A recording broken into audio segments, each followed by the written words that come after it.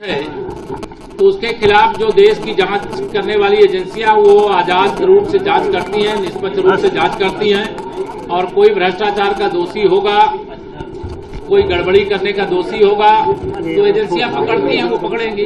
अभी तो हम लोग प्रयागराज के विकास को पंख कैसे लगे, कैसे 2025 के कुंभ से पहले हम प्रयागराज को पूरे देश में सबसे बढ़िया सजा दें, सबसे बढ़िया संवार दें, सबसे अच्छी सड़कें बना दें, अधिक से अधिक पुल बना दें, गरीबों को अधिक से अधिक गरीब कल्याण की योजनाएं उपलब्ध करा दें, कैसे स्मार्ट सिटी को पूरे देश की स्मार्ट सिटियों में सबसे अच्छी सिटी बना दें, कैसे पूरे शहर को सबसे स्वच्छ शहर बना दें, कैसे रोजगार के अधिक से अधिक अवसर प्रयागराज में ला दें, कैसे उत्तर प्रदेश के अंदर और प्रयाग के अंदर कानून व्यवस्था को चुस्त दुरुस्त रखने का काम करें, कैसे भू माफियाओं से जो अवैध रूप से कब्जे हैं उनको खाली करा दें, कैसे गरीब को प्रधानमंत्री आवास, मुख्यमंत्री आवास योजना का लाभ दिला दें। यह सारे विषयों को लेकर के हम प्रयास कर रहे हैं और हमें पूरा विश्वास है कि जिस प्रकार से 7 साल लगभग प्रदेश में और 9.5 साल लगभग देश में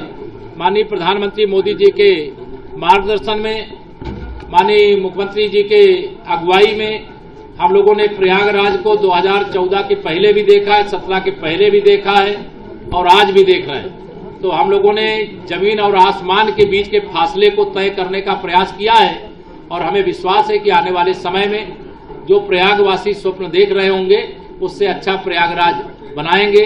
मैं इसमें इतना ही कहता हूं कि अभी तो जो कुछ प्रयागराज का विकास देख रहे हैं ये झांकी है, पूरी पिक्चर बाकी है। आज चुनाव लड़ने की बात, रिंग रोड के 2 पैकेज के टेंडर की प्रक्रिया हो गई है, बाकी आगे चल रहा है। हाँ, फूलपुर से प्रियंका गांधी के चुनाव लड़ने की बात। अरे चाहे जो लड़ने जी, कमल खिलेगा, लड़ने वाला कोई लड़े, आप भी लड़ लो।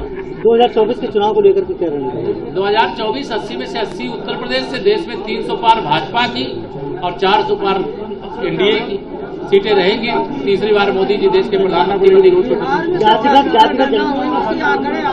किस तरह से आप सरकार देखिए, ये सब 2024 के लोकसभा चुनाव से पहले अभी इस प्रकार के बहुत सारे विपक्ष की ओर से पिटारे से मटेरियल निकलेंगे, लेकिन अगर ये सब पिछड़ों के हितैषी होते, अनुसूचित जाति अनुसूचित जनजाति के हितैषी होते तो निश्चित तौर से मैं कह सकता हूं कि जब ये सत्ता में थे तो कुछ इनके लिए करते। 4 करोड़ प्रधानमंत्री आवास बनाने का काम माननीय नरेंद्र मोदी जी के नेतृत्व की सरकार ने किया।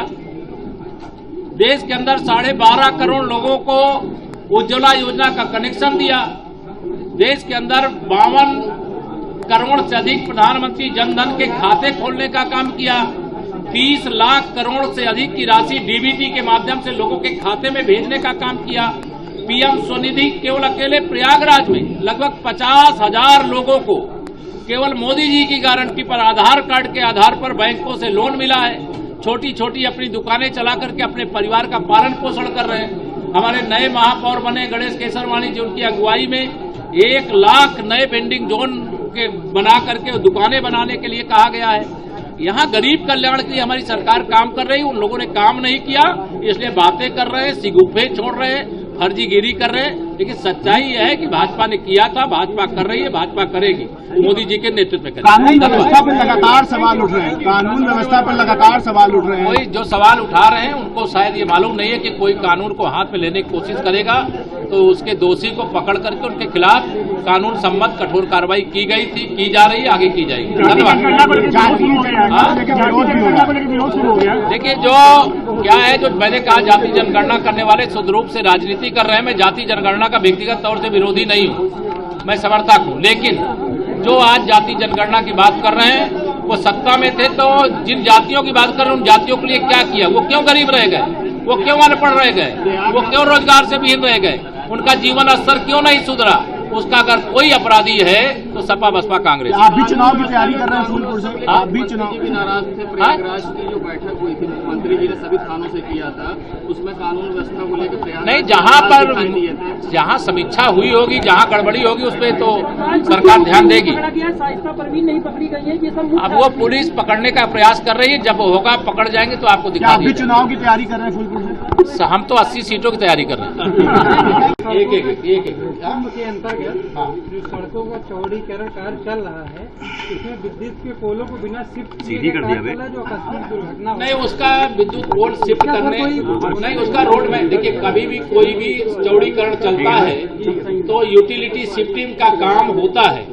कोई विभाग पीछे है, कोई विभाग आगे, वो कर रहा होगा, लेकिन कोई दुर्घटना न होने पावे, विकास का काम लेट भी ना होने पावे। जैसे बक्सी बांध के पुल में हमें देर हो गई, तो इस प्रकार की देरी ना हो, इसको ध्यान में रख करके निर्देश दिए। कुंभ को लेकर क्या निर्देश दिए गए आज बैठक? कुंभ को लेकर के एक ही कुंभ की दृष्टि से जितनी भी परियोजनाएं, चाहे वो राष्ट्रीय राजमार्ग मंत्रालय की हैं और चाहे वह स्टेट पीडब्ल्यूडी के हैं, चाहे सेतु निगम के हैं, चाहे विकास प्राधिकरण के द्वारा है, चाहे नगर विकास के द्वारा है, चाहे लोक निर्माण विभाग के द्वारा है, वह सारे कार्यों की एक कट ऑफ लाइन तय करें।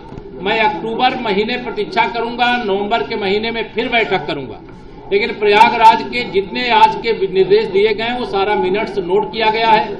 अगली बैठक में मैं एक एक बिंदु पर समीक्षा करूंगा और समीक्षा करके कोई विभाग अगर अपने कर्तव्य पालन में लापरवाह पाया जाएगा तो उसके खिलाफ कार्रवाई भी करूंगा। अच्छा, वायुसेना दिवस यहाँ पहली बार मनाया जाएगा ये तो गौरव की बात है प्रयागराज के लिए। मैं वायुसेना दिवस प्रयागराज में मनाए जाने के लिए बधाई देता हूं और प्रयागराज के लोगों को सुविधा मिल जाएगी वहां जाएंगे, नहीं तो प्रयागराज का पूरा आकाश वायुसेना के दिवस के अवसर पर हमारे जो सेना के वायुसेना के जहाज होंगे उनसे पूरा प्रयागराज एकदम छाया रहेगा, ऐसा मैं विश्वास करता हूं।